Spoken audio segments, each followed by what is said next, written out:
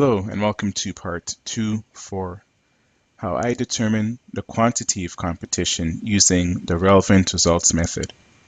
Now let me just take a step back and say that this is just one part of a little bit of a bigger picture. As you probably have guessed, there's a few things that we have to consider when determining a keyword, but it's neat because you can, when it's done well, as I'm going to demonstrate, you'll get a little bit of a visual indicator or a numerical indicator that the keyword you're going for is either easy and worth going for, or perhaps something you should back away from. This is a nice, simple method.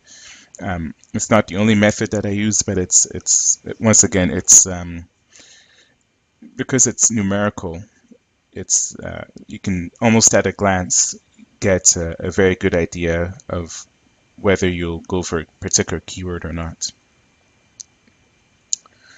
So I'm going to demonstrate how this works, but before I do so, I just wanted you to know that sometimes this is called coded search or QSR, coded search results. And I say coded because putting your particular keyword phrase in quotes is one of the steps of this particular method, and you'll see in a few minutes.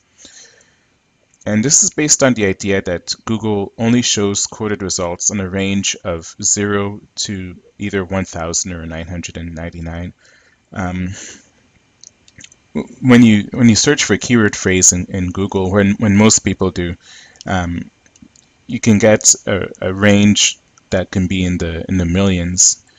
The benefit to this is that you can sort of see how competitive the keyword is on a much tighter range of from 0 to 1000. So you have a scale, a nice scale that's always consistent. It's as in the years that I've been using this and until now, it's always been 0 to 1000. So unless Google changes something, it will be consistent, and that's good because if you get a low number, say under 200 or 300 results, 200 or 300 on a scale of 1000, then it's a good indicator.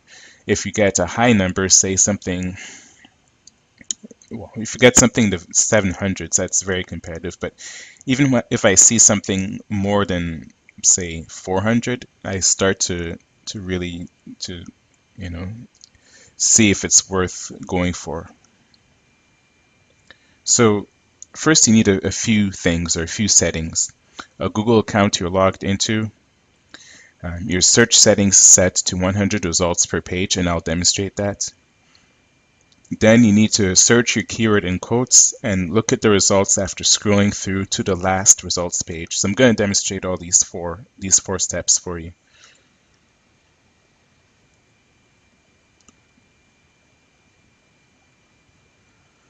Okay, so here we are at the homepage of Google. As you can see, I'm logged into my Google account, and you can't really see it because it's off the viewing area of my screen capture software. But the way Google is now, the way this page is oriented, towards the bottom of the page, you'll see something that says settings, an option that says settings. If you click on it, it will bring up a list of options. One of them is called search settings. So just click on that, and you'll be taken to this page where basically you can edit or customize some options. Now, if you haven't done this before, for you it's probably set to 10, the results per page. What you want to do is set it to 100. Never mind that it says slower here. I mean, it's not. If you have a good modern computer, you don't have to worry about that. Set your results per page to 100 because it'll just, as I'll demonstrate, it'll make the process go a little bit faster. Actually, probably like literally 10 times faster. Anyway, so you do that and you click on save. Then the next step is to type your keyword, the keyword that you're considering, into Google in quotes. So scalp med. And then click enter. Okay, so I did it in quotes. Now, here it says there's about 50,300 results. That's not the most accurate scale. I can get into a bit of a discussion about it, but there's no need to. I don't want to give you information that you don't need to know. I just want to try and give you stuff that will really help you right now. What you want to do is scroll down to the bottom, and now notice that there's more than 10 results per page. There's 100 results per page, and we want to go to the bottom and click on. You'll see that there's anywhere from 1 to 10 more pages that you can go through here. Click on the last, like the last one that you can go to. For some it'll be 2, for some it'll be 6. It'll probably go up to like 9 or 10. Here it's 6, so click on the last digits that you see here. Now notice that here it says page 4 of about 323 results. Notice how that's came down a lot from the 50. What was it? 50,300 that was originally posted here. Anyway, if you scroll down, and I talk about this in the relevant results document, it says, in order to show you the most relevant results, we have omitted some entries very similar to the 333 already displayed. Basically, what it's saying here is that on a scale of 0 to 1,000, there are 333 results that are relevant, or in this case, most relevant. So that's a small number. Well, not a small number, but let's say medium range.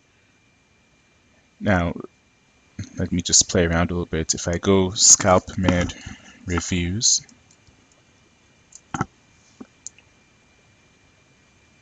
here it says 86 results, but you don't always want to look here. You want to definitely scroll down towards the bottom to get your number. So 86.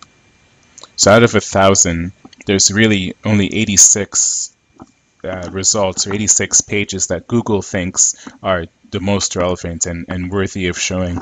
So 86 out of a scale of 1,000 is pretty good. I mean, you can, as long as the first page competition isn't too strong, which is where we talk about the quality of the competition. As far as the quantity, it's a very good indicator. Now, this gives me a good feeling, but it's not the only indicator that I rely on. In the next video, I'm going to show you a tool that I use that really helps me determine the search engine competition.